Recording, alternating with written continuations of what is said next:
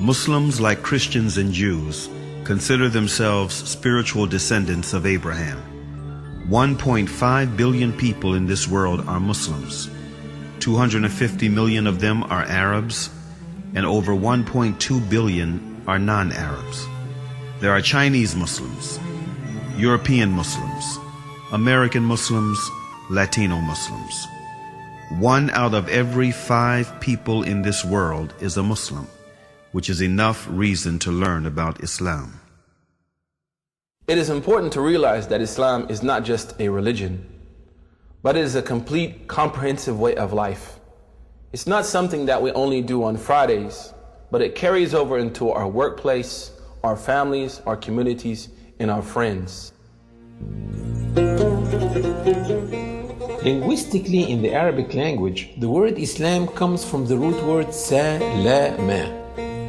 And from this root, you can have 3 different words with 3 different meanings. The first one is submission, the second one is purity, and the third one is peace. Submission, purity, and peace.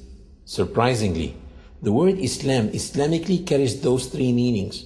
The word Islam Islamically means that if any person fully submits himself or herself to the will of God and worships God purely without any association with God, worships God alone, he or she should live in peace and harmony in this life and in the hereafter. So the word Muslim in the Arabic language doesn't mean literally a follower of Prophet Muhammad. The word Muslim literally means someone who submits to the will of God and worships God alone.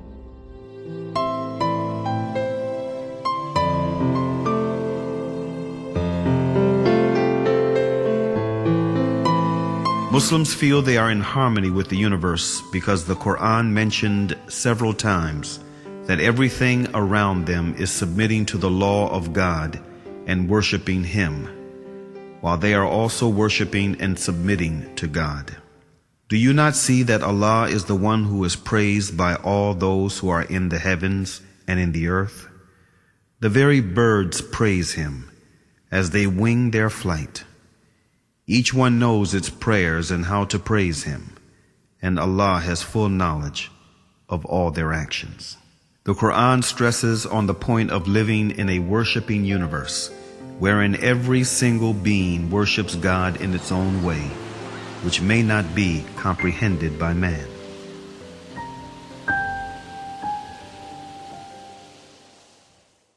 The Quran says, "The 7 heavens, the earth, and all beings therein declare His glory.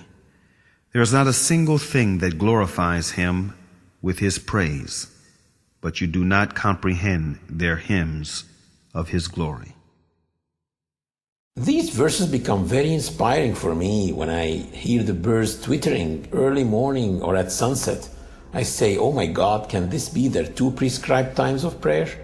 Or when I go to the lake and I see the duck swimming in a V shape like that, I say, can this be a congregation prayer that they do? And this duck in the front, can it be the Imam duck? I look at the creation like musicians in a concert. Each one is playing one instrument, but at the end, all of them are contributing to the same tune. The universe is in harmony.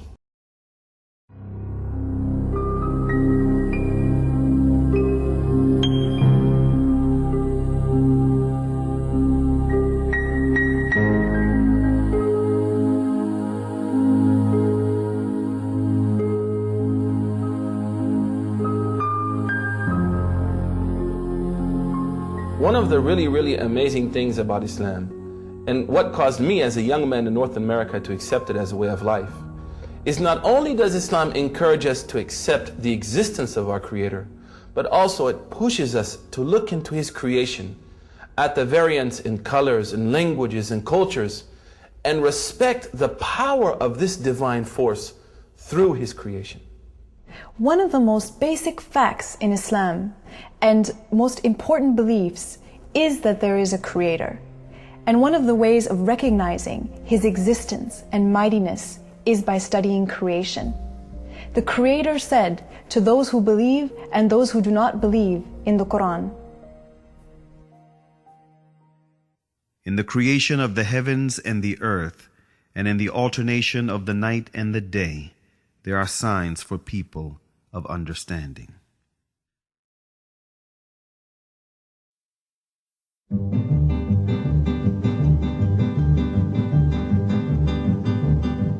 After deep thinking, many ancient and modern philosophers reached the fact of the existence of a supreme being who created this universe and is maintaining it continuously.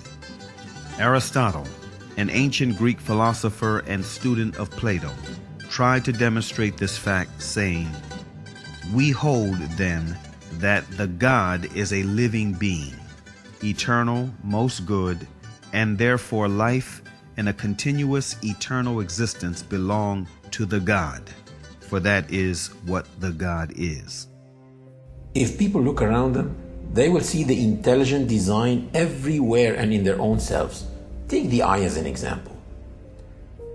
The light reflects on the object and then reflects on our eye retina, where it is transferred into pulses to a place in the brain called the center of vision.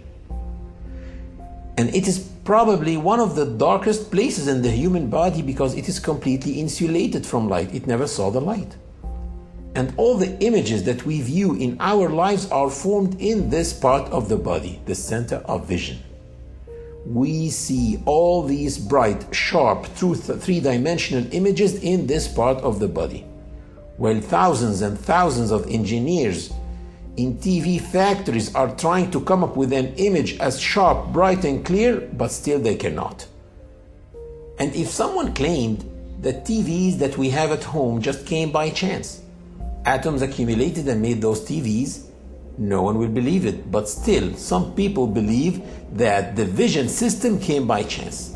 Same applies for hearing, taste, the way kidneys work, the way livers work, etc., etc. The Creator said in the Quran, "Were they created without a creator, or were they their own creators?"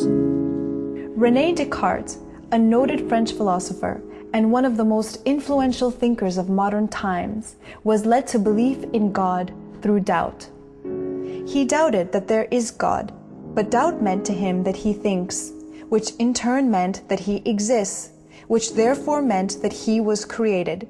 And since he did not create himself, therefore someone else must have created him, and that one should be the source of life. Can I be the author of my being? Or can I conserve myself at the present time? If this would be the case, then the idea of a perfect substance would be caused by my own mind. In order for this to be, I should have to be God himself.